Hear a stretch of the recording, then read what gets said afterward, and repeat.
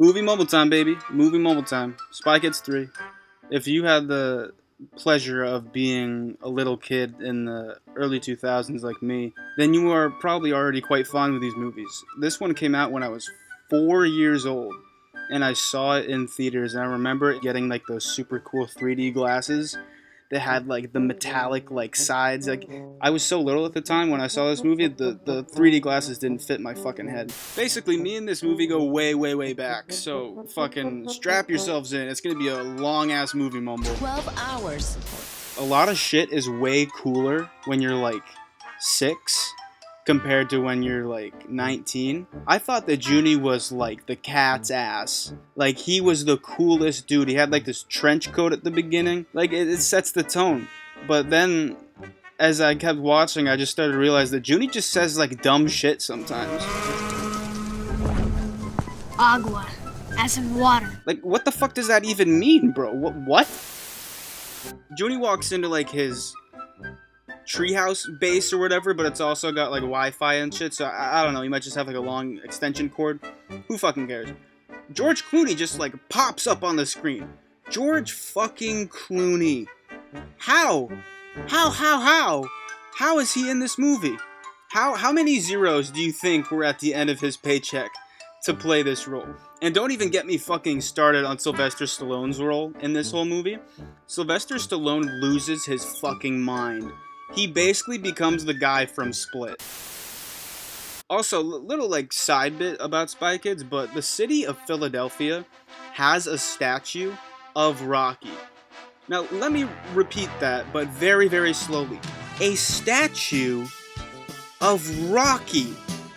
Not Sylvester Stallone, but Rocky. It looks exactly like Sylvester Stallone. Like, the statue is a complete replica of his face. But it's not credited to him. It is credited to Rocky. Rocky isn't even a real person. Taxpayers paid money for this shit. The city of Philadelphia paid to make that happen. Could you imagine if somebody made a statue, like it looked exactly like you, but it was not you, it was just the guy that you played? No wonder he fucking loses his mind in this movie. If somebody made a statue of my face and entitled it after some guy that wasn't me, I'd be pissed. I'd lose my mind too. That's what I'm gonna start a petition in the comment section below. Everybody make a comment if you want the Rocky statue to be renamed the Stallone statue. I think that the guy deserves this one, you know? Like, fuck. It's his face on the statue. You gotta like, give him like half credit or some shit. Jesus. This movie, for the time that it came out, was like really good in special effects, but it is really not aged well over the years. Like, it really, really has not aged well. To help you grasp on how 2004 this movie is, just take a listen to this one line right here. Never even got an email address. Oh, her email address. Oh my god. Yahoo? Hotmail? You guys ever had Hotmail and like LimeWire and shit? What was that, what was the name of the character that Elijah Wood plays in this movie? Like, I know he's like an important dude, but like, what's the guy's name? I'm the guy. What's that? His name's just the guy? It's actually just the guy. So when people ask Elijah Wood which guy he was in Spy Kids 3, he just tells them that he was the guy. Oh. Well. The more you know.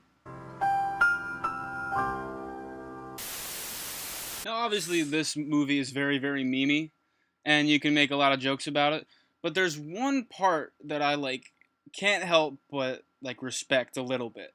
It's, like, the one moment in this scene, it's, like, the big payoff at the end with the villain. I'll just let you watch for yourselves. Your mistake cost me my legs. Well, a mistake like that could only push someone further into the dark, and it has. Look at you now. But I gave you back your legs when you were in the game. I did that for you.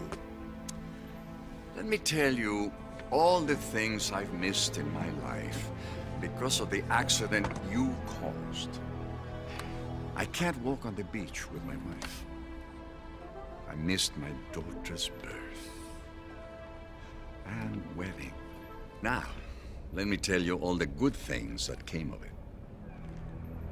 Humility, spirituality, understanding. You've been living in fear of me all these years, but I've only been searching for you so I could tell you that I forgive you. Can you forgive yourself? It's never too late, Sebastian. This is the part in the movie where the story really tackles some, like, deep shit.